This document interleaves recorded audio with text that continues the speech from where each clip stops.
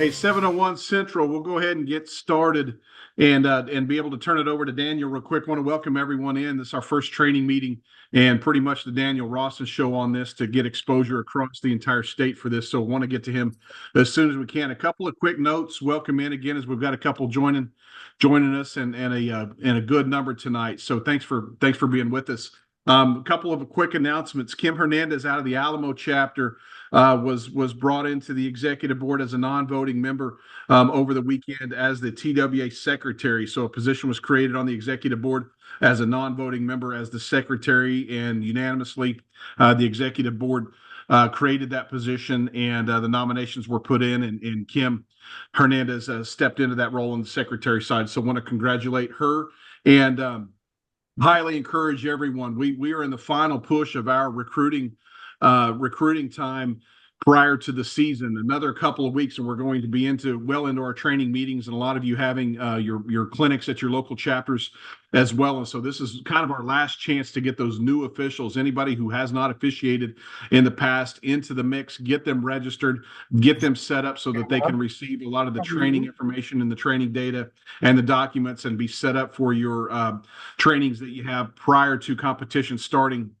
We're in the final portions of that. So if you know anybody who's recently graduated, anybody back in town, any new move-ins, anything like that from your local wrestling committee, I highly urge you to reach out to them and get them involved. Send them to our website, have them Google it, whatever is easiest for that. Send them to our TWA website and get them going on that. Please get into that website, register, make sure that you're comfortable with the website and how it looks, how it acts. All of our resources are there, right? Your local chapters obviously will have a lot of training documentation and on-mat mechanics to be able to walk you through. And Daniel's going to take us through a lot of those things with videos and new rules presentations tonight and things like that.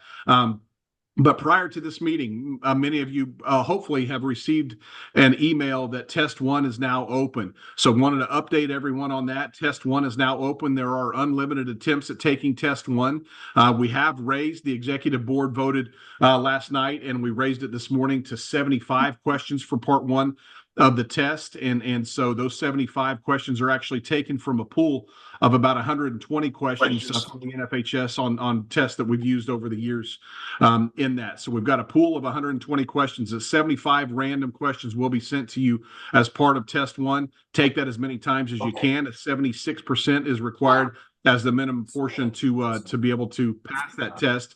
But please don't stop at a 76 if that's what you got. Try to challenge yourself to get 100, to get as high a score as you can. Obviously on there, we threw a little challenge in the forum today that once you take that test, you do get a certificate on that. So print that certificate out, post it somewhere important to you, and make it fun, make it funny, whatever it is there to post your certificate and put it out on the forum page there again as well. So again, all of our meetings are listed out there. The test Part 1 is open and ready to go. The forum is the most active part of our website currently, and that's where we have everything from general discussions to rules discussions, NFHS questions, those types of things.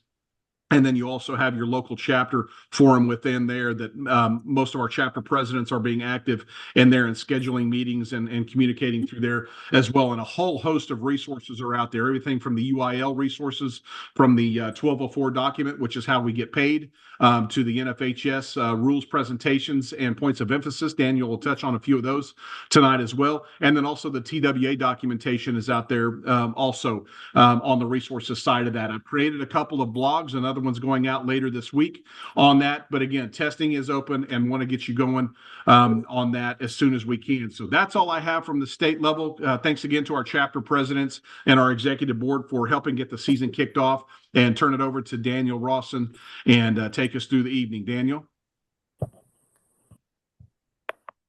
All right.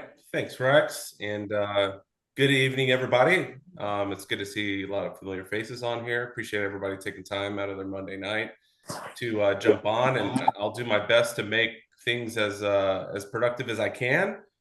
And feel free to ask questions if you can in the chat, and Rex, you'll help me out with that as well as things come up, or to answer them directly, or if we need to talk about it here with the broader group, we can do that. Obviously, there's a lot of people on the call, so having very long form discussions is very difficult, but we still do want to answer your questions. So my name is Daniel Ross, and I'm the state rules interpreter. I'm in the Gulf Coast chapter as well. I'm the president of our association there. Been officiating for, I don't know, like 17 years now. And so, yeah, so excited to dive into it tonight. Normally, I'll talk about the format real quick. You've got the agenda on your screen here, and hopefully you're seeing that. If you know me, I like to kind of get into specific situations where we look at videos. Often we'll have polling functionality that I'll utilize to get a sense of kind of where everybody is on calling certain situations. And that kind of helps inform the discussion, but it also helps us to kind of seek out a consensus as a group, right? And kind of where we all should be in certain situations. So, we've got a few of these planned for the year. This one is not going to be as interactive as in terms of polling. So I don't have any polls that I'm doing this time. And that's mostly because I just want to make sure that we do our, due diligence here with giving the rule changes the proper attention that they need. So obviously many of you guys were in attendance at the state clinic, but not everybody was. And so it's important that we go over those rule changes again from the NFHS, but also do a deeper dive. Just make sure that we're covering not just what the rule change is, but what some of the implications are. And then every year, in addition to rule changes, there's casebook changes. And some of those are clarifications, but some of them are just as important as the rule changes, right? There's specificity that's given to some of these situations. And so I don't know if it'll last the whole time. So, that's why we need to not only look at the rule book, but also look at the casebook each year and look at those changes. So we'll talk about those. We're going to cover the NFHS points of emphasis as well. There's a couple of NFHS bulletins that kind of came out after the NFHS rule changes as well that kind of talk about particularly like a lot of the near fall situations with these rule changes, and we're going to go over those. And then just a couple of reminders, recapping some of the rule changes from previous years, and just some overall kind of reminders around running events and hosting events and referee duties and that sort of thing, which is always an important thing to kind of reiterate at the beginning of the season. So, all right, so let's get right into it. I've got kind of a one-pager that kind of summarizes the rule changes, and I'm sure most of you have had a chance to see those, and at least online or at the state clinic. About kind of 6 main changes here. One is around the 10-foot circle in the center of the mat. That is now optional. We'll read that specifically and what it says. Only one point, probably the biggest thing that's going to simplify things for all of us, I think, is only one point of contact must be inbounds inside or on the boundary lines in order for wrestling to continue. So we'll dive into that rule.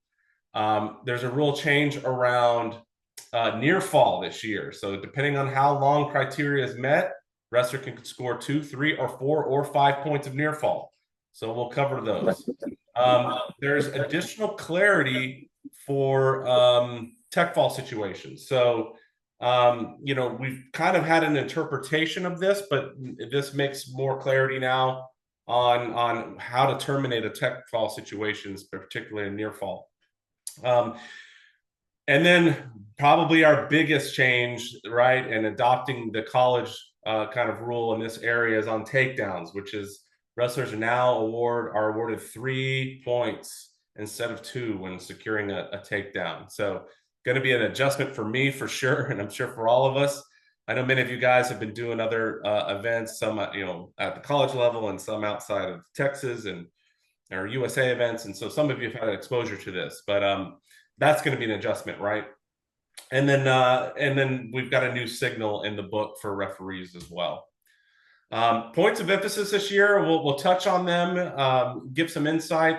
They're the kind of 5 main areas. One is on stalling and stalemate. Making sure we're consistent with calling stalling and enforcing it, and understanding the differences between stalemate and stalling. We're going to talk dangerous maneuvers and holds, and this is kind of guidance for not just referees, but for coaches and parents to make sure that we keep wrestlers safe and that we protect the sport of wrestling. We're going to talk, and this is kind of a recap of last year on defaults, forfeits, and medical forfeits. We'll touch on referee's duty and imminent scoring situation as a point of emphasis. So that's a quick overview. Let's talk about the first rule change. So the 10-foot circle at the center of the mat is now optional. So we've got a diagram there, right? And the rule, as you can see here in Art 3, Rule 213, goes from basically changing the verbiage of at the center of the mat, there may be an optional 10-foot circle indicated by a 10-inch line, as opposed to shall be. And when the area enclosed by and they've added the word optional to the 10-foot circle in the inbounds area of the mat are of contrasting colors, the 2-inch line may be omitted. So this is an optional, markings on the mat.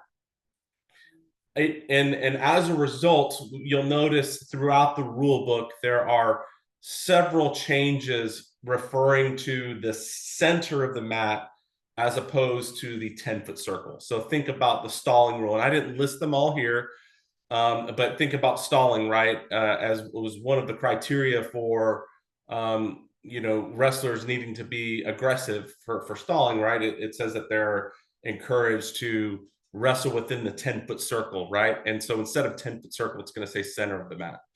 So, that's the terminology that we use, right? As referees, we still want to encourage action in the center of the mat. That doesn't go away. We still, start the match in the same place. It's really just in terms of markings, that's optional, but everything else really sort of, stays the same. It's really just kind of a change around terminology and on what's required for a mat.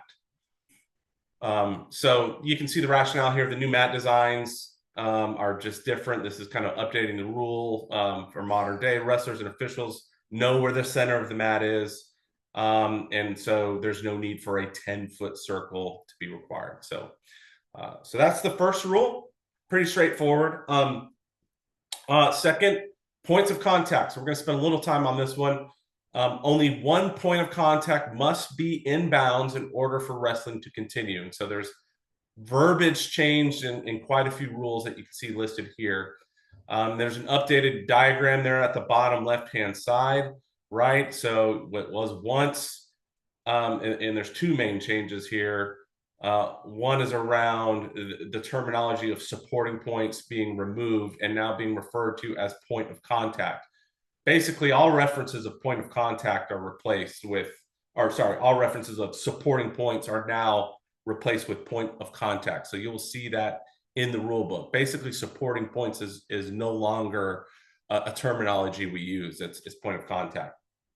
And of course, it's point of contact of either wrestler. So you can see the diagram below that's updated now, where if you've got 3 points of contact outside the mat and just one in, that's all you need is one of either wrestler, you're inbounds. And that doesn't matter. It could be on the line, it could be within the line. And so that part doesn't change. It's really just that it's 1 point of contact from either wrestler. So we'll talk about more implications of this. Understand that this is not a cylinder rule. So if you're in the college level, you've probably heard that terminology, right? That there's a cylinder rule. So as long as you've got a point of contact within the cylinder, it doesn't have to be in contact in the mat. You're considered inbounds in college, I assume. But for high school, right, this is not a cylinder. So point of contact means exactly that, is that in order for this to be considered inbounds, it has to be inside or on the boundary line in contact with the mat. So contact has to be maintained. If we don't have inside or on the boundary line and we don't have contact with the mat, we're out of bounds. So here's kind of what the rule says in the book. Also, just as a reminder, there is a typo in the rule book. So if you look right now at rule 522.2, art 2, it says in awarding a reversal at the edge of the mat, control must be established while one point of contact of each wrestler, and that should read either wrestler, is inside or on the boundary line. And I believe NFHS is aware of this typo. So if you see that in the rule book, understand that is a typo. The rule is one point of contact of either wrestler being inside or on the boundary line. When you're down on the mat, so point of contact, it's defined as the head, shoulder, elbow, hip, hand or hands, right? Knees, foot. And I think this was clarified at the state clinic as well, that finger and fingers are also interpreted to be a point of contact. Again, remember, there's no reference in supporting points. That goes away. We're now points of contact, but even under the old rule, right, there's no consideration for bearing of weight or anything like that. A point of contact, if it's touching the mat, that is a point of contact. And in order for control, for example, to be established, right, you have to be down on the mat beyond reaction time. So again, that's just calibrating our understanding, again, eliminating supporting points away from that terminology and focus on point of contact. All right, so let's look at this situation in the rule book. And so this is one of the implications of this rule. Last year, 525.3, right? If we had a takedown sequence where knees land outside the boundary line and then the feet touch down and finish inbounds. So previously, as you can see, I took the rule from the book last year, that top red-lined picture with the red line through it, it would say in these pics that a takedown is earned when the feet return to the mat immediately, like you see in the above photos. So it's kind of an exception to the rule on takedowns, where momentarily, right, you don't have any kind of supporting points at that time, right? And in this case, no point of contact inside inside or on the boundary line. It's not in contact with the mat, but it would allow those feet, as long as they finish down on the mat, you could get a takedown or even a reversal. So, but in this situation, on takedowns, with the new rule being, again, because we're not a cylinder rule, and that point of contact must be inside or on the boundary line in contact with the mat, this situation would no longer be a takedown. So, meaning if we've got knees outside the boundary line and we've got no points of contact, so the feet are no longer in contact with the mat, then we are out of bounds. Now, if the feet, remain in contact with the mat in the scenario, right, or a foot remains in contact with the mat in the scenario, and all the other points fall outside of the boundary line, we do have a takedown, right? Because all we need is one supporting or one point of contact of either wrestler. But this situation now, where knees are out, feet come down, foot come down, we no longer have a takedown like we used to. So I'm moving a little quick. I want to make sure that there's no questions on this piece. I haven't been monitoring the chat yet, Rex, so you have to let me know if I'm missing something.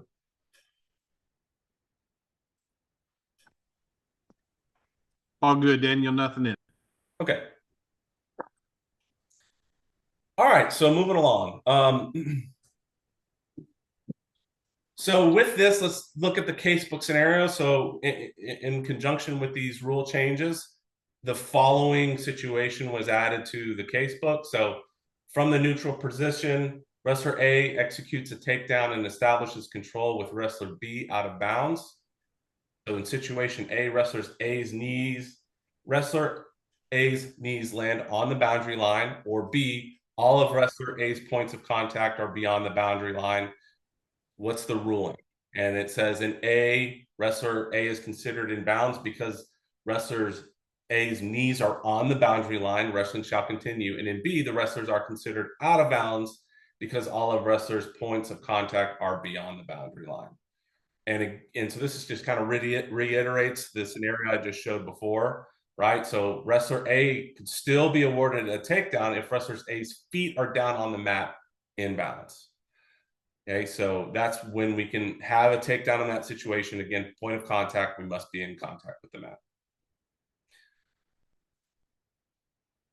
So I think there's implications, right? I mean, it doesn't really change how we officiate that much, right? But it does reiterate again the importance of positioning, right? And being in a position where you're able to view not only the boundary line and where wrestling and action is taking place in reference to that boundary line, right? And then the other piece is, where the supporting points are so that we can, where the points of contact, see, this is going to be an adjustment for me, where the points of contact are going to be. So that doesn't really change, right? Positioning is still key to being able to make this right call.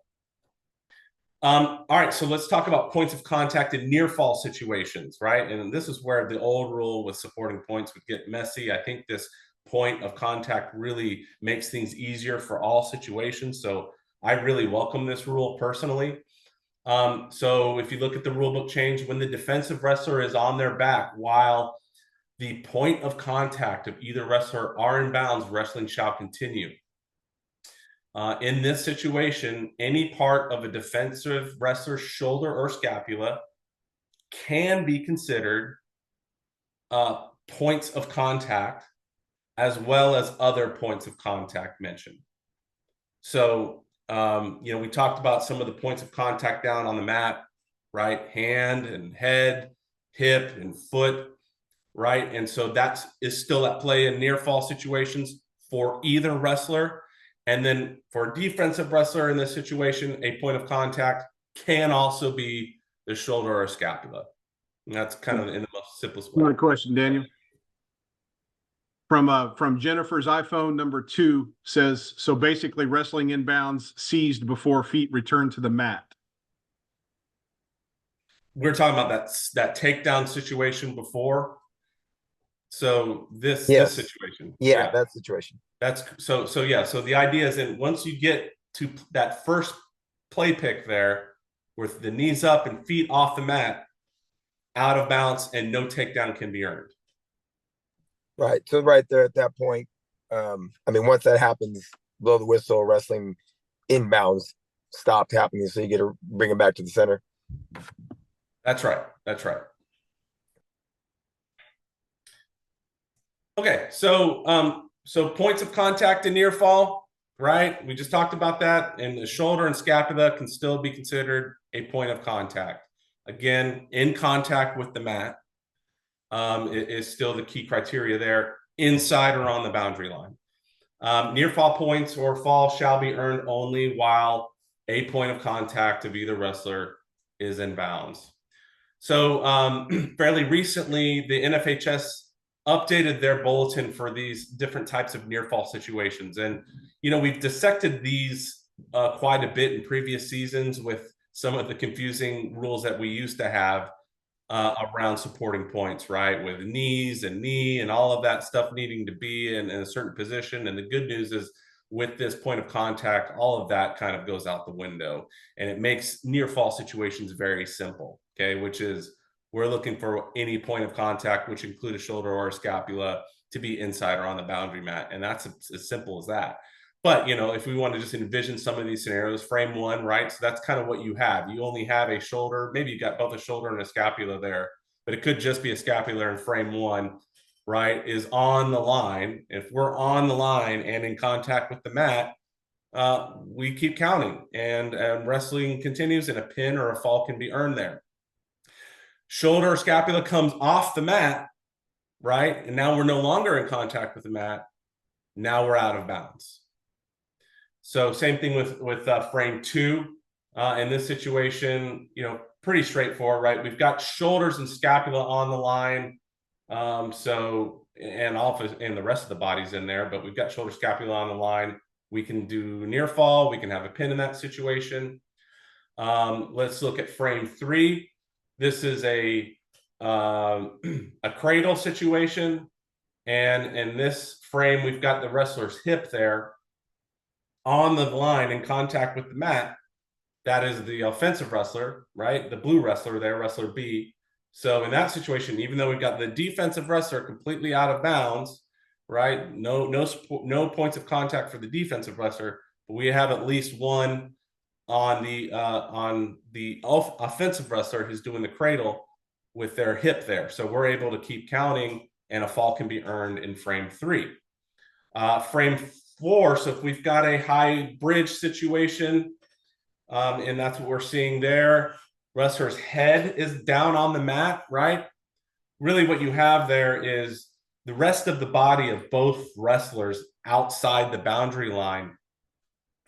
And the only thing that is in contact with the mat inside or on the boundary line is the defensive wrestler's head.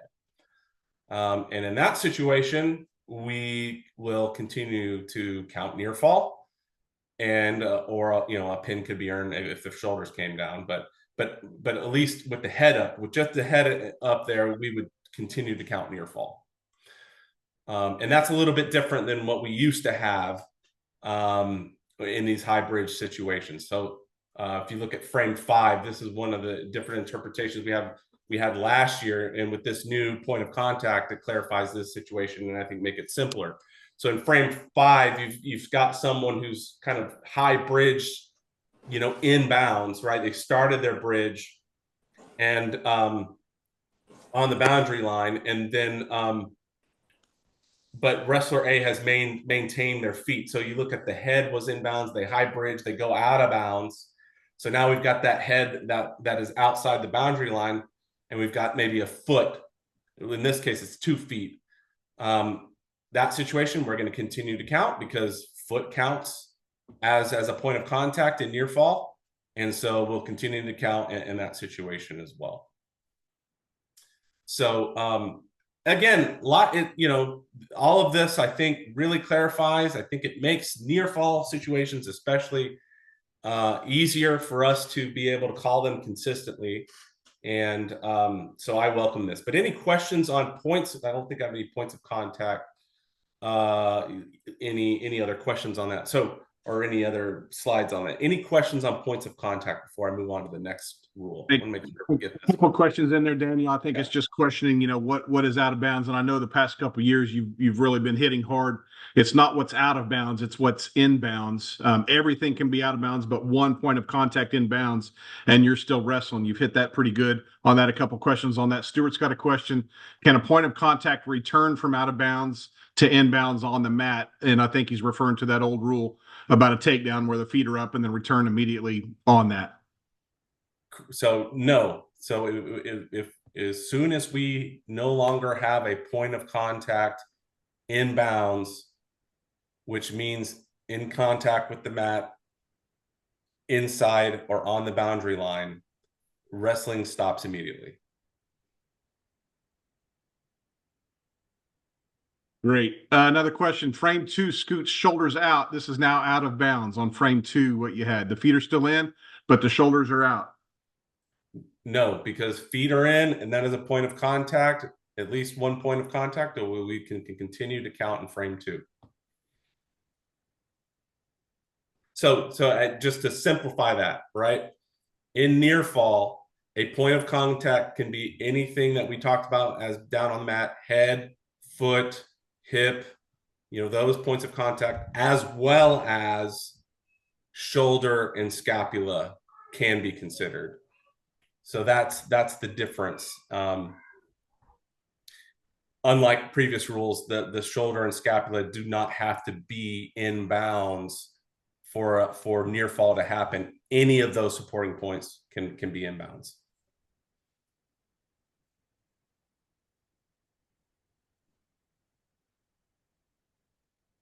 Good question. Point of contact versus supporting point comes into play, right? According to Jack. Sasha, great. Frame 5, Jack says that's where the fun starts. I'm trying to catch up here. A bunch of things are coming in. I think they're just comments. So far, out of bounds rule can be explained in one sentence. We're in bounds if only one point of contact is in bounds, right, Brett? Exactly. Jose also says, clarifies it. Position on the mat does not matter. Standing referee position, it doesn't matter. Anything touching the line inbounds or wrestling continues. And Jose asked that, Daniel. I think you may want to touch on the difference between something touching and truly a point of contact, what that might be. Yeah, so point of contact is in contact with the mat. So if we've got any contact with the mat, that is what's considered a point of contact. So it can be on the line, it can be straddling the line, it can be on the outside edge of the line. If we're on that line at all, or inside the line, then we are, and it's in contact with the match, we're in bounds. But as soon as there's nothing in contact with the mat inside, or on the boundary line, then we're out of bounds. Asking the dumb question here, Daniel, can there be anything touching inbounds that is not a point of contact? I guess I would need an example. Yeah, So don't have one. I was just trying to get ahead of some of the questions that are coming in. Yeah, I mean, I guess the only thing I might think of is hair. I guess hair, but I would say no to hair Top because of that's thighs. Wasn't top of thighs a rule a while back? Yeah, the thigh is interesting because and my thing with the thigh is, where does the hip start and the thigh begin? Hip is defined as it's explicitly in the rule book as a point of contact, and also in previous years' interpretations, and you kind of see it here in frame 3 where he has thigh and hip. And to me, I think that is interpreted, and how I've interpreted it is that a thigh could be considered a point of contact, even though it's not explicitly said in the rule, because it's been used as an additional kind of point in previous years as well. So, and because it's so blurred between hip and thigh, I think we could include that. Yeah, look for a reason to have them keep wrestling versus look for a reason to blow the whistle. Right. Okay. Good questions. If you guys got more, keep them coming. I'm going to move on because we got a few other things, but I'm excited about this rule. I think it's excellent. So if you've got questions, let me know. All right, near fall. This is the one that I think is going to be a game changer, but I think it's the one that is going to require the most consistency from us as officials. I think this is a great opportunity for us to encourage, the right type of wrestling. And I think a lot of these rules are trying to encourage action and to reward, aggressive wrestling, right? And which is, when you're in a near fall, to go for the pin, right? That's the objective. And so this is really to help reward and encourage that. So what we've got is, depending on how long a wrestler's held in criteria, they can score 2 near fall, 3 near fall, 4 near fall, and there's also a 5-point near fall situation. And we're going to go over those. So let's look at the first kind of wording change on 5.11.3. If the near fall criteria are met for 2 continuous seconds, a 2-point near fall will be earned. If near fall criteria is met for 3 continuous seconds, a 3-point near fall will be earned. And if near fall criteria are met for 4 continuous seconds, a 4-point near fall will be earned. As mentioned, there is a 5-point near fall, which is explained later on. The symbols get updated in the book in 2 and 3 and 4. You can get a near fall of 5 if there's an injury or a bleeding occurs after a 4-point near fall. So we'll go over that rule. It's not necessarily new. It's just the number of points changed with this rule. That's always been a criteria that we've had. So again, the goal here, wrestling, pin your opponents, right? And this change helps incentivize and reward that.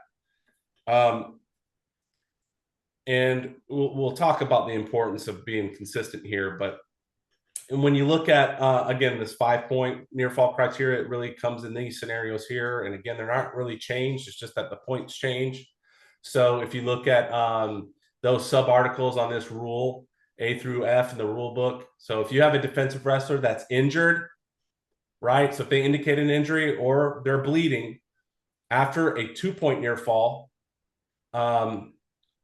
criteria of a 2 count have been met, and before the 3 of a 3-point, then the match will be stopped and you've got a 3-point near fall. If the near fall, if all of this happens right before the 4-point near fall, right, then the match will be stopped and a 4-point near fall is going to be awarded. If the defensive wrestler is injured or indicates an injury or bleeding occurs after a 4-point near fall, then the match will be stopped and a 5-point near fall. So again, the only situation where you're going to award a 5-point near fall is after the 4-point has already been earned and we have an injury of the defensive wrestler or bleeding occurs in that situation. Always been the rule, right? That's not a new rule. We've always had the extra near fall point anytime an injury is used. And I think it's a good rule, right? It doesn't, we don't want to punish, right, the offensive wrestler. You also want to discourage, right, any kind of unsportsmanlike use of or unethical use of calling an injury during a pinning situation. And so this is one of the reasons why, to help discourage that behavior is giving up the point there. So no changes, just the number of points as a result of this rule. Well, a couple of questions to catch up, Yeah, Daniel. yeah. Are you gonna Randy asked if you're gonna talk about the point that comes into contact with the floor, wall, non-wrestling area? Good question. Gonna get to that. Yep. Okay, great. Another question from Ali. If defensive wrestler calls injury time, does the offensive wrestler get the additional point for stoppage? I think that's what you were basically covering here on that is the injury time on that. Anyway, she said you answered that, but the second part of that is something I think it's a bit more hairy, and we want to take this maybe to the forum, is if the defensive wrestler calls an injury time, but no injury occurs, does the offensive wrestler get a point for stoppage and then also for unsportsmanlike? Yeah, that is a great question. And I think we could take that to the forum and we will probably discuss it more in future meetings. I think our procedure is always the same, right? We're always calling injury anytime we see an injury. There's no question about it. The procedure is also the same from a penalty standpoint here. The assessment becomes whether you think anything unsportsmanlike happened, right? And how blatant the act was. And again, the rule book has always said unethical. It's unethical behavior. It actually hasn't defined it as unsportsmanlike. However, with casebook scenarios, and I think some clarification it is within our it is on the table, right? It's within our means as officials to decide whether something happened. But let's take that one to the forum and maybe we can elaborate. And I think where we fall in our interpretation here, and again, it's because we don't know, we can't see injuries, right? Some injuries we don't know. There could be pre-existing conditions. They may seem fine to us, but they're not fine. And if we start getting in the middle of penalizing or even for people who are calling injuries, that could also be a problem. I get the frustration too from those who we know or at least we highly suspect that they are trying to get out of a pinning situation. Again, there's rules in here to help discourage that behavior, like we're seeing on the screen. But I think where we've kind of fallen in previous years is that it would have to be very, very blatant, meaning they're not being attended to by a coach or a trainer, and they're not also indicating any injury. Maybe they get right back up and go back into position. There's a lot of things that I think have to happen at once for us to be able to definitively make that assessment that they truly weren't injured. So that's my 2 cents. And Rex, yeah, no, and I agree. I want to definitely stay on the liability coverage from that. If the wrestler indicates injury or the coach indicates injury, we've got to give them that injury, and it's got to be absolutely blatant, like Daniel said before we do that. Daniel, another question from Robert: near fall for 4 seconds, but blood is seen from the offensive wrestler, I believe, is what he asked. Yeah, that is a great question, and I the way I interpret this wording here is that blood is in reference to this happening to the defensive wrestler. I think it's kind of poor punctuation, or at least terminology, because it does say or bleeding occurs, but that sentence does follow after reference to the defensive wrestler. So if you look at G, right, if the defensive wrestler is injured, indicates injury, or bleeding occurs, to me, that is all in reference to the defensive wrestler. Wait, we're all caught up. All right. So, you know, when you think about this rule change, and we'll talk about being consistent, the NFHS also released a bulletin, and this stuff is on the website. So you have that to be able to distribute to your chapters. Chapter presidents probably already have it, but it's available there. So, you know, there's some clarity. Again, nothing changes. Like if you think about situation one here in a near fall situation, we got a really high bridge, right? This is a near fall situation. The rule book clearly says that we count near fall in a high bridge situation.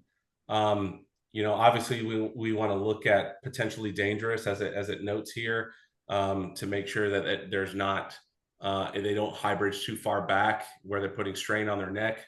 But we're always counting near fall in a high bridge situation, and that's defined here. Wrestler, if you look at number 2, so we got wrestler B here posted on only one elbow, right? And what's trying to be shown here is that it's those shoulders there are above 4 inches and greater than a 45-degree angle. This does not meet the near fall criteria, and a near fall count may not be started. Look at the one on the right, which is kind of a tilt. So he's got a 2-on-1 kind of tilt there. And it looks like we're getting close, right? But we've got bottom wrestler who's kind of on their shoulders here. And the intent also of this is that, I mean, forget 4 inches too. I mean, that is an important situation, but the intent of a near fall is that the offensive wrestler is near scoring a fall. A fall cannot be scored while lying on the chest of the offensive wrestler, A. Therefore, this situation does not meet near fall criteria and cannot be counted. So I think you could argue, like, if that head in this situation, maybe the shoulders are getting pretty close to within that 4-inch range. But what this is saying is how in control is that bottom wrestler who's on his shoulders? And if they're really not controlled, and that controlled is because of the weight of that top of the blue wrestler there, it's basically saying this is not a near fall situation. And then for the last thing in 4, 2 elbows up, right? And again, this is not a new rule either. This doesn't change with the rules that we have this year. Wrestler B's fighting off elbows, off her back by positioning on both elbows while wrestler A restrains her. This is a near fall criteria, and a count should begin. I don't think this is missed much, but again, I think some people, especially on high bridge and elbows, you think, oh, that's not 4 inches, right? Or that's not 45 degrees. I'm not counting near fall. Remember that their near fall rule has always been, in addition to 4 inches and 45 degrees, is it explicitly calls out high bridge or on both elbows. So I think with this rule change, it's to provide clarity to that. But really, if you think about situation 2 and what's happening in the middle here, is just the importance of positioning and being consistent, because there's more at stake now, right? It was 2 near fall or 3 near fall. That's all we have. Now we've got 2, 3, and 4. And so we have to make sure that we are very consistent at a bare minimum, that we understand the rules on high bridge and elbows and positioning and 45 degrees. That has to be, we can't have a doubt in our mind about that stuff, right? And then on top of that, we have to be consistent in our positioning to be able to see it, and also in our counting. I always encourage officials, and this is what we do in our local chapter. I encourage, and I do it for myself as well, is to, especially even early every season, get your phone camera out, film you, and watch how you're counting near fall. And are you too fast? Are you too slow? And are you in the right position? You know, maybe early in the season, I get a little excited. I got some of the bugs and I maybe notice I'm a little too quick with my near fall, right? And it'll just help you adjust. And that's going to be important, right? Because again, there's more at stake. You know, we're talking 1 second now is making big differences in swings and points. So positioning's good, making sure you're not counting it too quick. And remember, you know, it's 1001, 1002. And just make sure you're consistent with that. You got to be careful with, you know, 1,000, 1,000. I mean, that's fine, right? If as long as you're consistent, but if you understand, if you're doing that fairly loud and you go 1,000, 2, and then they come out, right? Well, coach just heard you say 2, wrestler heard you say 2, and you go, oh no, but I didn't finish the 1,000 part, right? And so just be careful, because it's important that you do it consistently and that you're doing it very clear, so both coaches and wrestlers know, right, where they stand in a match and whether they've earned, you know, those near fall points. So we've got a couple videos to kind of reiterate this point. And so I'm going to play this video, and if anyone's got some feedback, why don't you give it to me? Any issues, or if you think this was executed well, give me your thoughts. And there's no audio, just watch it here.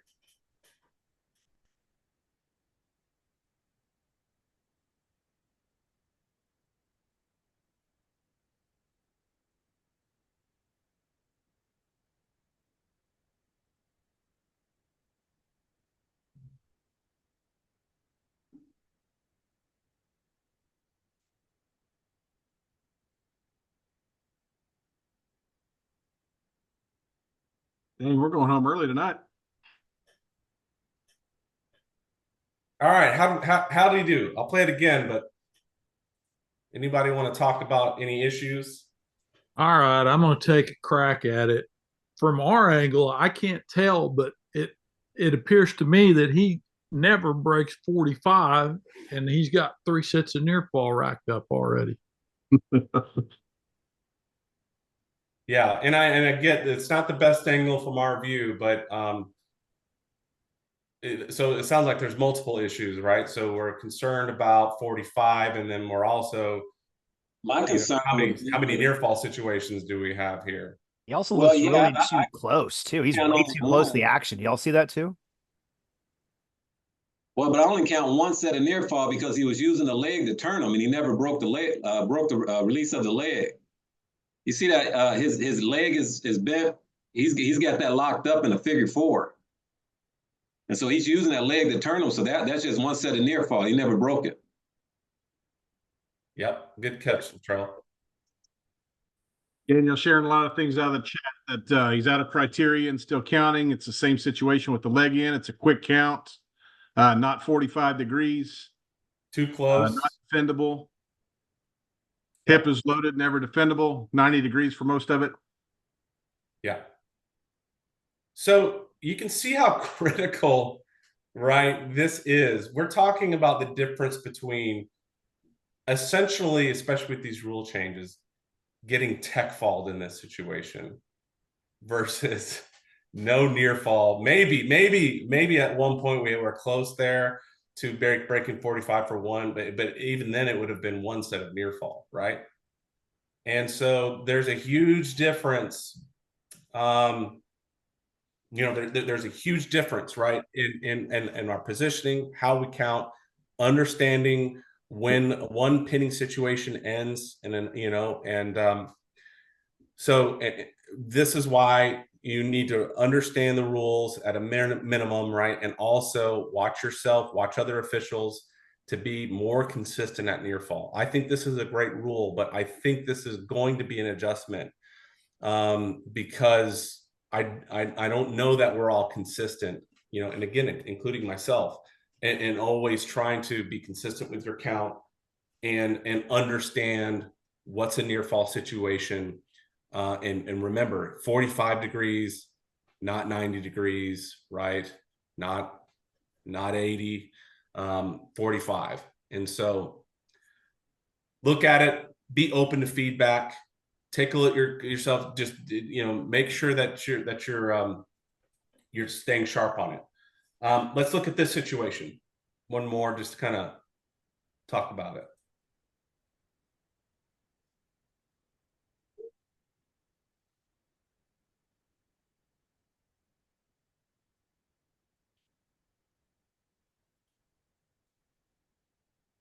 Okay, play it again. Do we have any near fall? If so, how much? And why or why not?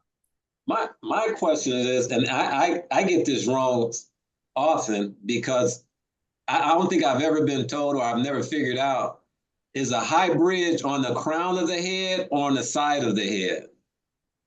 You know, so is that a high bridge, or is a high bridge only on the crown? No, the shoulder takes precedence, Latrell. So if the shoulder's down, it's not a high bridge. So, okay. I'm saying too, because he's on the high bridge, but then boom, he leaves that 45 right there. Yeah, so he's on his head, but he's on his ear guard. Right. But right. his shoulders, but his shoulders on the mat. So a high bridge does not include shoulders. That's a shoulder posted in 45. Right there, he's not that 45. But his shoulders, 90. but and there's a 90. It's not even a high bridge there. Right. That's what I'm saying. He goes from high bridge to 90. The other thing is, I'd say he never secures him in near fall criteria. He's there for a brief second, maybe, but he's not secured there, because that's one of the things that people aren't reading the rule book. It says controlled in near fall criteria. Yeah. Okay. I wouldn't award any. We're gonna go back to this, right? Very similar, right? Play pick 3. This is what Jaron was talking about. The intent of a near fall is that the offensive wrestler is near scoring a fall. A fall cannot be scored while laying on the chest of the offensive wrestler. So there's a moment here where the weight of that wrestler is on his chest here a little bit for a second, but you know, it's not exactly the same, but that's part of it. He doesn't have quite the control. You know, personally, I think we get a 1 stroke here. Maybe here, maybe, but even that's about not even quite 1 in my opinion. So 1. Yeah, I guess my thought is, Daniel, just to make that point, I settle and then I start my count. I don't think they ever settle here. He starts to pull him back in. Maybe you start your count, but I don't know if you get to 1. But it's close. Yeah, you're right, because even with that 1, you argued, was it controlled, with him being on his chest like that, similar to the bulletin that we just talked about. Yeah, that's a great clip to show, Daniel. It's a really good. What did the ref give? Did the ref give any points? I think you see him counting still. I don't know. I don't know how it ended, but if you watch the end of the video, you can see him swiping towards the end. Looks like he's holding 3 fingers down. 3, 4, 5. So we get 5 swipes, right? So again, we are now arguing, right? This is a difference of 4 points or no points. Oh, man. Coaches are all screaming, count the near fall, count the near fall. All the coaches. So being visual, being very clear, you know, on when near fall starting and being confident and being consistent, right? Because the stakes are higher. Of course, the stakes are high here too, you know, 3 near fall, but now we're 4, right? So it's even more. Last one, and this is not really about 45 necessarily. I think I've showed this video before if you've seen it, but it's good to reiterate since we're talking near falls. Go a long way to tilt, lean over for a count of backwards. Still not 2 straight counts. Yes, we do. 2 points being held and now awarded. We held them there just barely long enough to get criteria met for 2 near fall points. Work out of this improved. Lane survived a tough semifinal match against Jake Wenzel from South Park out of District 7 with a defensive pin in the first period.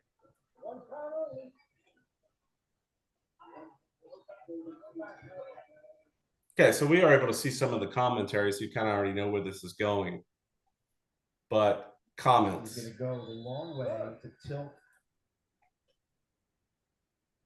So, you know, maybe it's hard to see. Are we in criteria there? Are we in a new near fall situation after releasing that hold here?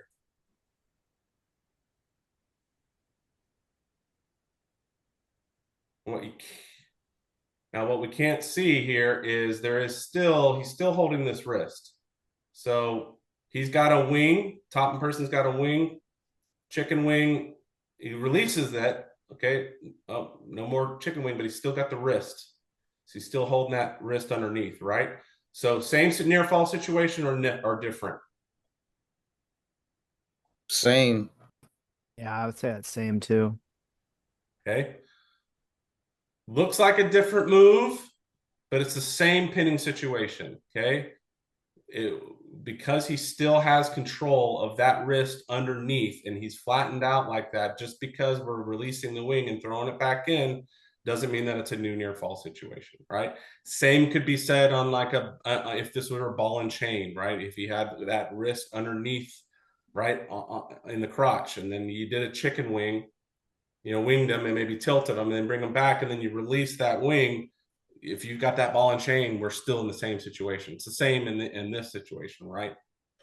So, you know, in your local chapters too, I think this is always a good situation to touch on every single year on and discuss pinning situations and when they change, and trying to understand if are we in the same pinning situation or are we in a different that requires us to start counting again once they get in criteria.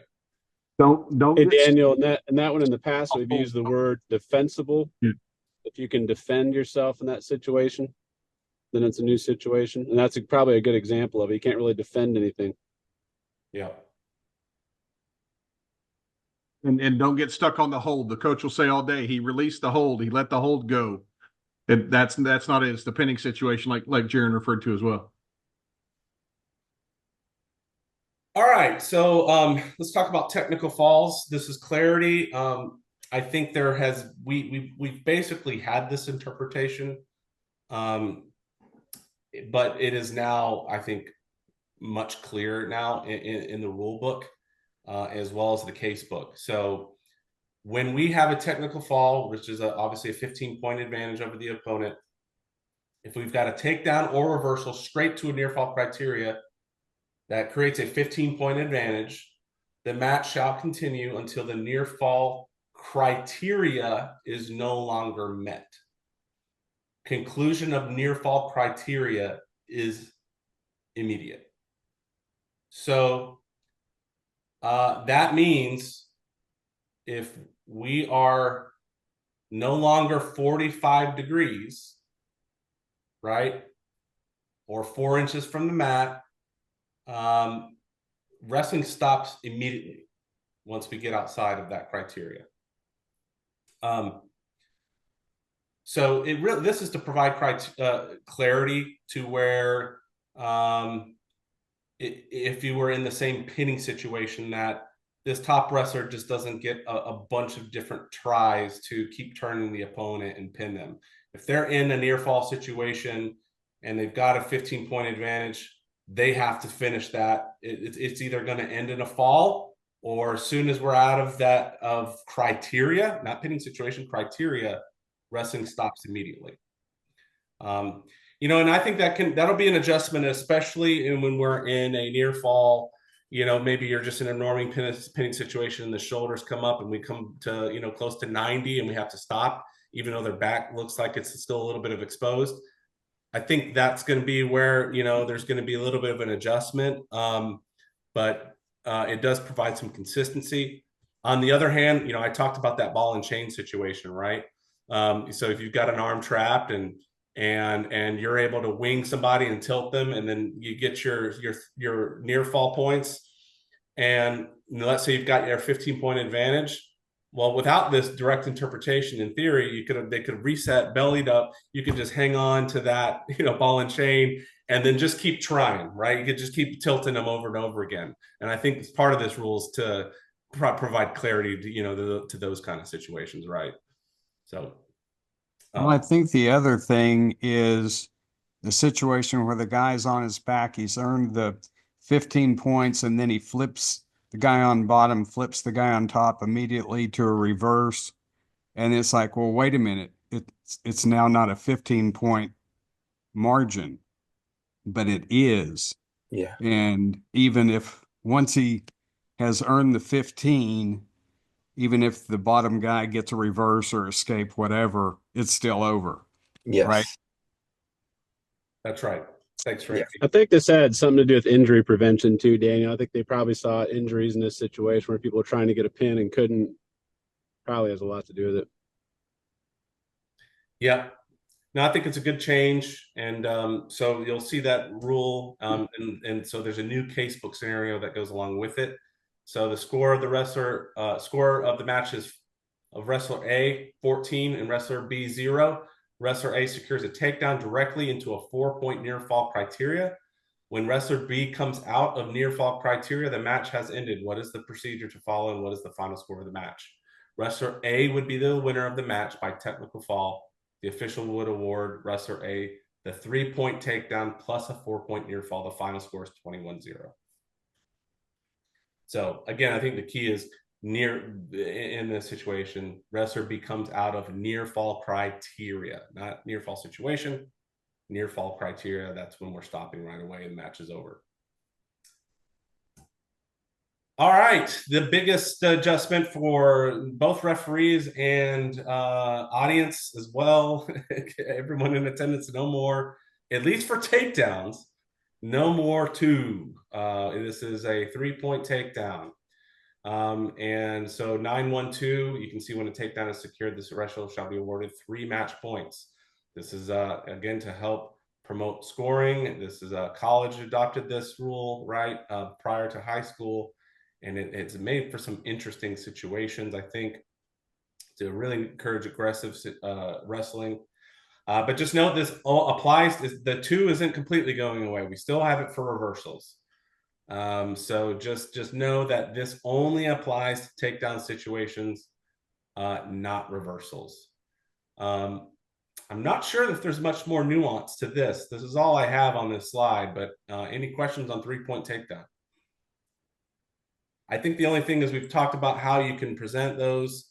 So this is the way to do it. The rule book still says that you offer 3 and go this way, and I believe this is also allowed as the clinic, the other 3 fingers.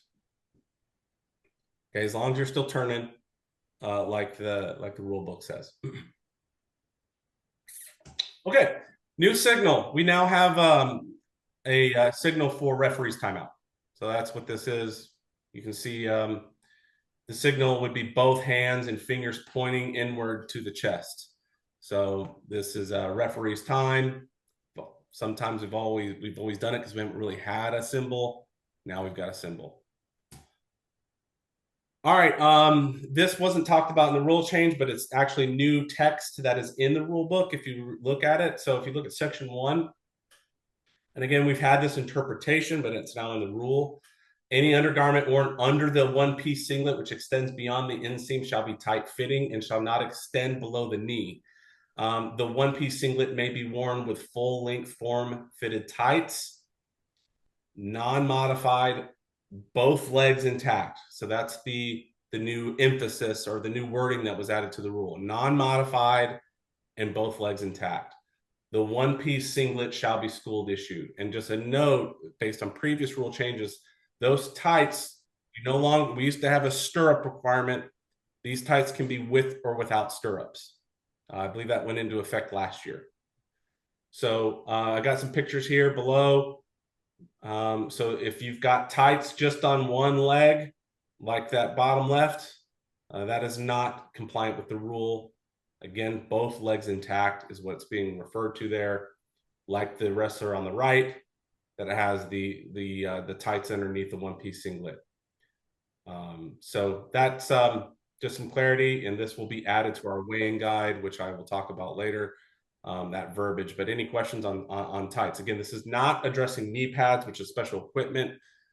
These aren't sleeves or anything like these. Are specifically the tights that are worn underneath the one-piece singlet. And I guess I would add non-modified, right? So, you know, if I guess they were stirrups and then you cut them, you know, that would be modifying them. I'm not sure what other creative ways you might modify the tights.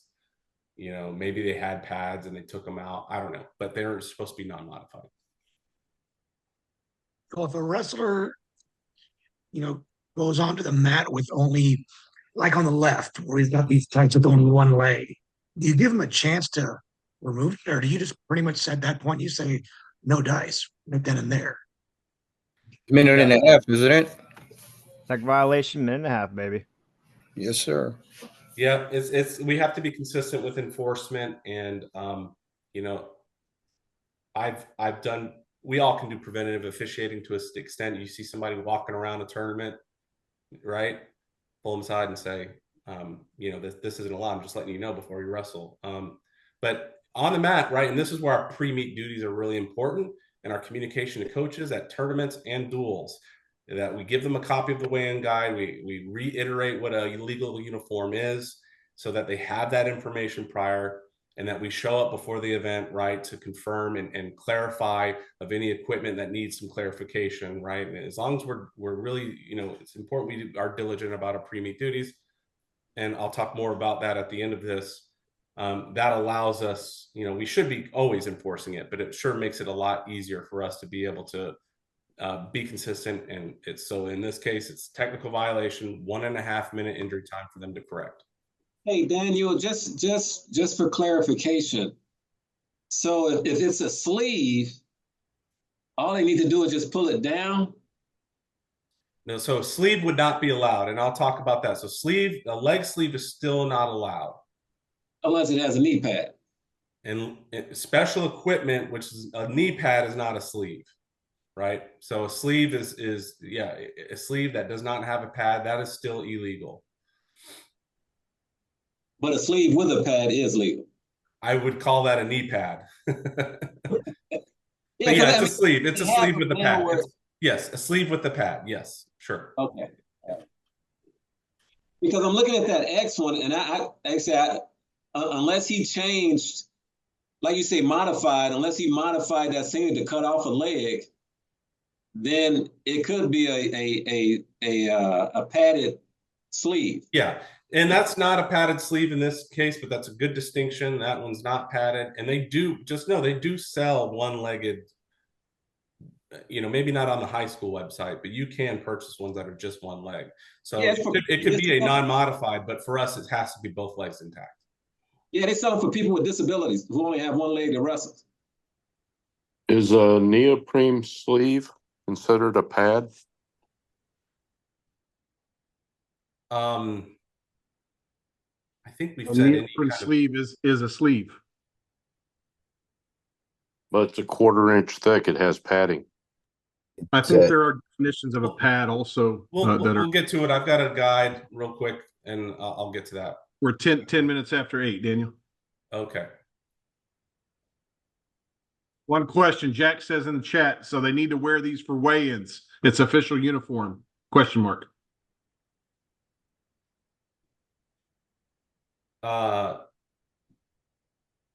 Yes, it's part of the uniform. Yep. Okay. So Rex, was this supposed to be an hour? You know, I don't know that we set a cutoff time for it. I know we've reserved it until 9 o'clock Central, but that doesn't mean. Yeah, I'm not planning to go 9. I just want to make sure. Sure. Okay, I'm not. Yeah, just giving you a time check. Okay, gotcha. Thank you. All right.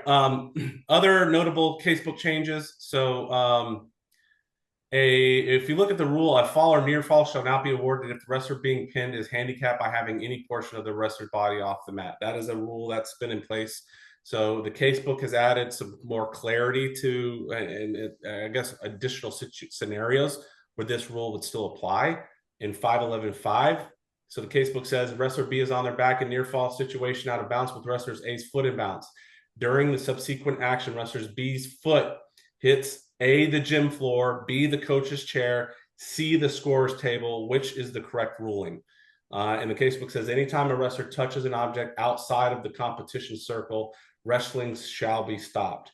In scenarios A, B, and C, wrestling would be stopped immediately, and any points earned to the match being stopped would be awarded to wrestler A. So the main change here is, it was pretty clear in the past where if you know, part of the body touched the floor, that's kind of where we always landed with this handicapped by having any portion of the wrestler's body off the mat rule. And it's now adding a little bit more to that. It's not just the floor. It could be the coach's chair. It could be, I would say any object that's in the mat area, but we know that specifically that's going to be in a chair or the scorer's table. So, you know, and I would, you know, in talking about this, you know, that it would be extended to, when I say mat area, if you've got chairs, right, and there's backpacks by the chairs, right? Same thing, right? To me, that's an extension of that, you know, in the spirit of this. What I would not put in this, which hopefully we're not in this situation, is the official. You know, if we take a roundhouse to the face, which has happened, you know, to all of us at one point probably. You know, obviously we're too close if we're doing that. That wouldn't apply. So any questions on this? None listed. All right. Dangerous. So let's talk about points of emphasis from NFHS. Dangerous moves, maneuvers, and holds. If you're not aware, the NFHS will release points of emphasis. It's on their website. It's also part of the NFHS PowerPoint that sometimes is covered in our state clinics. But they're all, the full explanations are in the casebook. So if you go towards the back of the casebook, you can read the points of emphasis, and there's a lot more information. So if you look at the text below that I have here, that's everything that it says on this topic. You know, but in summary, there's concern that there are certain moves and maneuvers and holds that are starting to filter down to our level and from other influences that are not education-based athletics. And so, you know, the NFHS wants to emphasize that we eliminate questionable moves, maneuvers, and holds. You know, that we eliminate those in the first place, you know, immediately. So regardless of whether we're referees or coaches or whatever, we need to work together to keep certain techniques out of our sport. And in the NFHS PowerPoint presentation, they gave this example and explanation of the Nelson cradle that you see on the top left-hand side. And it says, you know, the illegal holds like the Nelson cradle shown here must be eradicated from the sport. NFHS abhors any move, maneuver, or hold that intentionally injures limbs, joints, penetrates. So this point of emphasis is for all of us. You know, this again is intended to be a message to both coaches and wrestlers as well, to help all of us sort of, you know, maintain the integrity of the sport and the safety. And as our role as officials, right, is to make sure that we never waver, right, and always calling illegal maneuvers, right. Also keeping wrestler safety in mind. And so understanding these situations, enforcing them without hesitation is, you know, the easiest way that we can enforce this. The other point of emphasis this year is on stalling, and particularly just understanding stalling versus stalemate situations. You know, over the years, there's been some clarity about, you know, how to handle certain things if you're in neutral, right? And so there's neutral situations where you're pushing and pulling, and that is like an easy stall call that has been defined in the rule book, and that's been a differentiator from like technical violation of fleeing the mat when you're neutral. And so understand those scenarios, but also understand the difference between stalling and stalemate, right? Stalling is any intentional act of avoiding aggressive wrestling, whereas stalemate, you know, is different in the sense that it's where neither can improve their respective positions. Casebook, again, is very helpful on this, and we'll maybe cover those in future trainings. There's a lot of scenarios where the casebook tries to spell out whether something is a stalemate or stalling. And so I encourage you to read those. One example that NFHS gave is just play pick A and B that you see here. Defensive wrestlers not wrestling aggressively, where the offensive wrestler is pulling the wrestler out of balance, like we see in B here, and that's stalling. So we need to make sure we're penalizing stalling. It helps ensure an exciting and competitive match.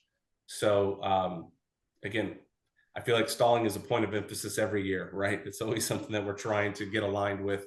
But this is adding some additional clarity and emphasis that we study and understand the differences. Just because there's no action, is it because someone's not wrestling aggressively, which is stalling, or is it because we have a stalemate where neither wrestler can improve their situation? You know, those are the things that we have to look at. Another point of emphasis was the terminology and making sure we're still incorporating defaults, forfeits, and medical forfeit. So it's a point of emphasis this year.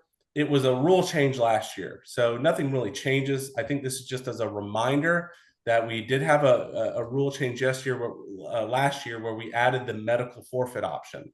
So understand that there's various reasons why a wrestler may not be wrestling, right? They may not no longer wrestle, and understand what that terminology is. A default is when a wrestler is unable to continue for any reason, right? Wrestler wins by default. So in other words, you've had the match has started, and they cannot continue to wrestle anywhere during the match. And in that case, the opponent wins, right? And the defaulting wrestler receives a loss. A forfeit is when an opponent fails to appear for a match. Okay, so understand the difference between forfeit and default. And then now we have a medical, and I say now, as of last season, a medical forfeit option if the forfeiting wrestler cannot continue due to an injury or illness that occurred during the tournament. So the wrestler in that situation remains in the tournament if possible, assuming they're not too injured, right? And they moving down to the consolation bracket, and they do not take a loss on their record. That's the key difference with a medical forfeit. All of this, so medical forfeits, right? That entire transaction is determined by the tournament director after consultation with the on-site appropriate healthcare professional and the coach of the injured or ill contestant. So both actions cease wrestling, but for different reasons and have unique consequences. So understand those differences. Again, this medical forfeit, consultation with coach, appropriate healthcare professional, and the wrestler and tournament director, right? So that's important. Understand these differences. Again, not a new rule, just point of emphasis this year. That's a duplicate slide. Okay. Imminent scoring, point of emphasis this year. So as a reminder, imminent scoring. So the rule is, actually read this at the bottom. If a referee determines that scoring, takedown, reversal, escape, and near fall would have been successful if the wrestler had continued, the referee shall charge an injury timeout to the injured contestant and award applicable points to the non-injured wrestler. So the procedure is, right, to stop them as soon as you've got injury, immediately stop, award points, and charge an injury timeout. So as a point of emphasis, they've just added some, clarity and some verbiage here that says that imminent scoring is typically referred to a situation where one wrestler is on the verge of scoring points. So it's just a different way of defining it. And again, this applies to takedown, reversals, escapes, or near fall. So the term imminent implies that scoring opportunity is immediate or very close to happening. So the term is often used by coaches and participants to participate a crucial moment in a match where a wrestler has a clear opportunity to score points and to take control of a match. So there you go. Not a new rule, but more verbiage to help assist in how one determines whether scoring was imminent. Okay, on the verge of scoring points, scoring opportunity is immediate or very close to happening. I think that provides some good clarity. Angel asked even if the injury is due to an illegal move. So if the injury is due to an illegal move, then we're on a recovery time situation instead of an injury. So that would be different. And of course, because it's caused by an illegal move, they can't profit off of it. So they wouldn't, like, you know, into a near fall situation. All right. So referee duties. So that was the last point of emphasis. So read the case book. I kind of highlighted one thing, but basically the referee is the protector of the competitors from rule compliant uniforms, equipment, to appropriate mats. The role of the referee is unique and extremely valuable for all participants, coaches, and supporters. So, you know, it's our job to enforce the rules, and some might be skipping out on those duties that aren't just blowing the whistle. So referee should meet with personnel to ensure the score is correct and the proper wrestler has secured the victory. Other duties include skin checks and grooming, checking the legality of special equipment, uniforms, pads, and taping. Referee is responsible for making sure the mat and mat areas and their markings are compliant. You're going to do yourself a huge favor by being thorough in your referee duties before the match, by talking to your score person, your official scorer, understanding how much do they need training, do they need help, do they understand how to keep track of the rules, how they keep track of the time. If you're not doing that, your dual meets are going to go on forever. There's going to be disputes about what the score is. No one's going to know what the score is. They're going to ask for you, but you can't remember what the score is. And so this is really important for you to make sure that you're thorough in those duties of talking to your scorekeeper, talking to your timekeeper, in addition to talking to coaches and clarifying with wrestlers on any rules or any ruling on equipment legality as well. And most importantly, and I've seen this a little bit, we've tried to talk about this in our own chapter, is mat area and team bench decorum and where they are. You know, it's frustrating when, you know, all of us show up to a meet halfway through the season and, you know, maybe it's a duel and coaches have their chairs in the corner and they're supposed to be restricted to the bench. And you say, hey, we need 10 feet, right? And we also need everyone restricted to the bench. And the comment is always, we've done this all year, right? And the reason why it's been done all year is because we're not consistent as officials with enforcing that mat area. And now, you know, we're the assholes coming in and actually enforcing the rules, right? So let's just do us all a favor and enforce that rule and do an inspection of the mat area and make sure that everybody's compliant as stated in the rules. And to help with this, you know, we've moved away and over the last few years during COVID, right, of officials actually doing weigh-ins. And so, and maybe Rex, you can kind of chime in because I know you were kind of involved in those discussions at least. And so one thing to help though is we've got the TWOA weigh-in guide that is on the website. And that is intended to be a document as a guide for coaches to help not only go through the weigh-in process, but to kind of emphasize again, you know, not just how to run it, but what is legal equipment, what to look for, how to run a skin and nail, you know, inspection, whether a note to doctor's note, right, is required, which it is for any skin issues. So that's this document. I encourage you to not only become familiar with it, but to every single event that you confirm to attach it and confirm that they understand their duties to run the weigh-ins. And of course, if they request that you do weigh-ins, I think we need to offer up our ability to do that. And Rex, you can talk about that. But before I do that, on that second page of the weigh-in guide, we've got some pictures here. So again, facial hair is allowed. That's not a new rule this year. So that's just to reiterate it because, you know, that did change just a couple of years ago. What types of mouthpieces are allowed, right? And so tooth and mouth protector. for proper labial portion and teeth protection to cover all areas of the braces. And so we need to have top and bottom if you've got top and bottom braces. And the invisible kind of like the tiny, just the braces coverings that I have here in that third picture, that's not allowed. Football mouth guards are not allowed. And then on the pads again, so what we've mentioned, and again, I know there's a lot of questions about knee pad material. I'm not an expert on material. Understand that sleeves are not allowed. That is a very silky material like that you see on the right. Those are not allowed on elbows or legs. However, pads are, and so you can have either what you see, the very blatant kind of knee pad, padded sleeve that you see in that first pic, or the middle, which is a padded material.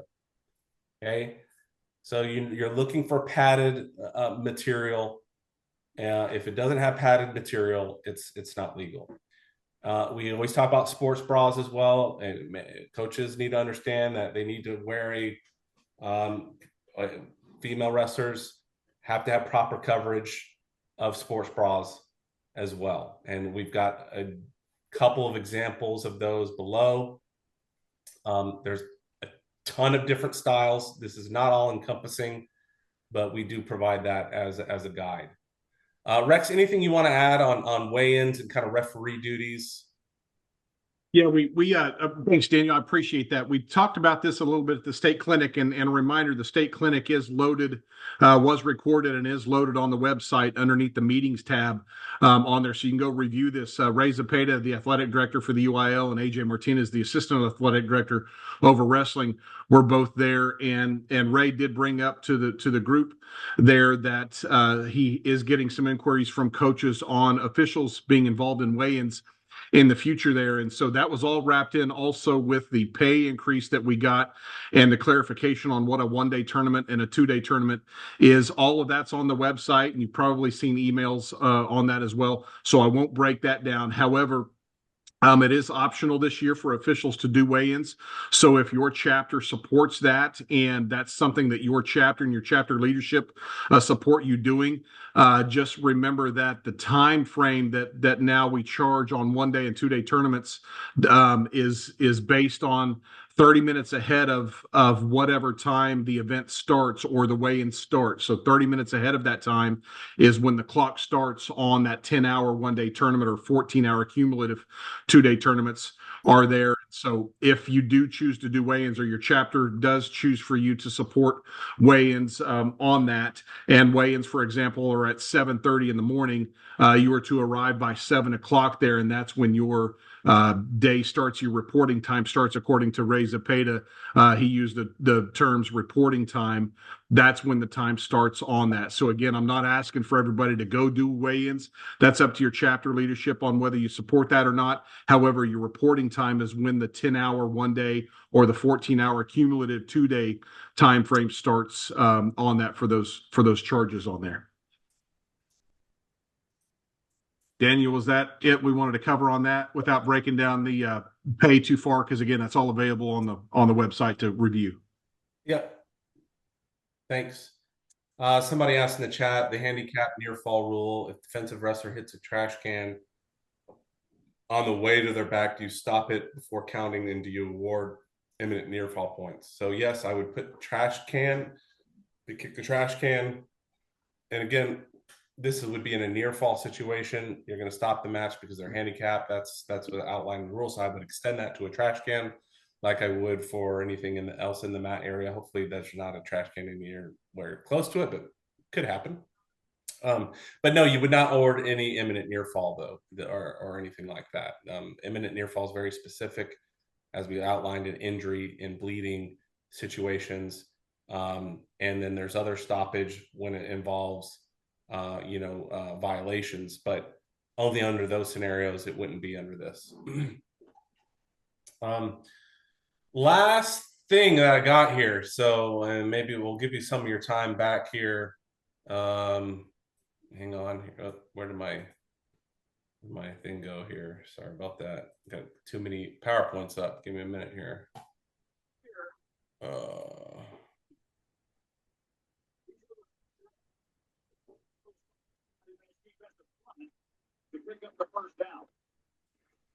All right. Last thing is there's a document uploaded to the website. It's been around for a couple of years, and I just think it's a good thing as we kick off this season to just circulate. There's the a wrestling official's top 10 list for success, preparation, appearance, pre-match duties, table. Number 5, clear mechanics. Number 6, starting position. 7, wrestling skill knowledge. 8, flow of match positioning. 9, professionalism. 10, continued self-development. So especially for your new officials here, which welcome, by the way, if you are a new official, we're excited to have you officiating. This is a great guide of just, how can I be better and what defines a good official?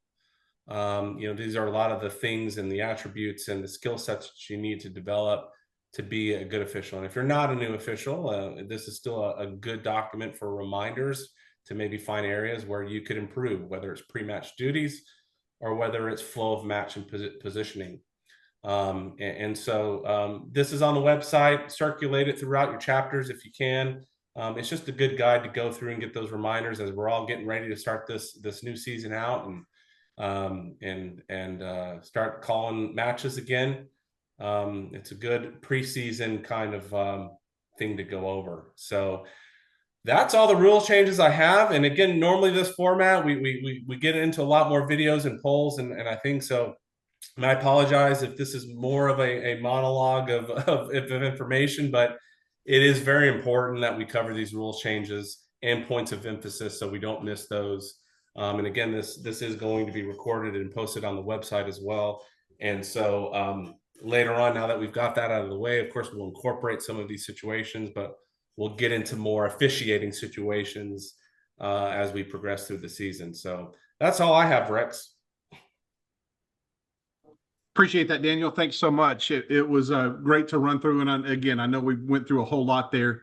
Thanks for Daniel covering that. And a lot of these, again, we can take to the forum. I want to remind you there's general discussion forums out there. There's rule discussions, which really get heated. And we throw a lot of things out there on that. I want to try to, do your best to not go down a rat hole and one that we can't get out of with the what ifs on a lot of the things that probably won't happen in our lifetime on that. Try to stay level headed on the things that we'll probably see along those lines on there when we discuss those. Please be respectful and be constructive in your discussions out there to make sure that we continue to improve and hear all the ideas that are there. So get registered, go out, take your test, take it again as many times as you can. Try to keep improving your score. You're going to see a different set of questions every time, many of the same questions, but again, a pool of 120 questions, and you're going to get 75 each time you take test 1. So go out there and see how well you can do. And the whole point of this, of the test, guys, is to not try to trick you there. Is to try to get you in the rule book and the case book to get familiar with where the rules are, how they read, some of those things that you may not be aware of, right? And then use that case book to reference back to the rule book. The case book is going to give you real good situations on there. Where are my rule books? Where are my case books? Your chapters have those, and we'll distribute those based on registrations. Those rule books are allocated to the chapters, and we do have to pay for those as a state association, and so those will be distributed by your local chapters based on you getting registered. So the sooner you can get registered on the website, your chapters will disseminate those to you, whether they mail them to you or give them to you at a clinic or however that is, but your chapters do have those, and we'll give those out. So that's all we have for tonight. If you have any other questions or rule discussions on those, please take those to the forum. Daniel, thanks so much. Thanks for the preparation that went into this. A lot of preparation goes into this, guys, and Daniel's just a master at it to take us through and discuss all these. Thanks for your participation. At one time, we had over 100 people online on this, and so a great call to have more than a third of our whole association on to discuss this. Looking forward to a great season. Getting excited about it. If you have anything, please reach out to us and discuss. Have a great evening, everyone.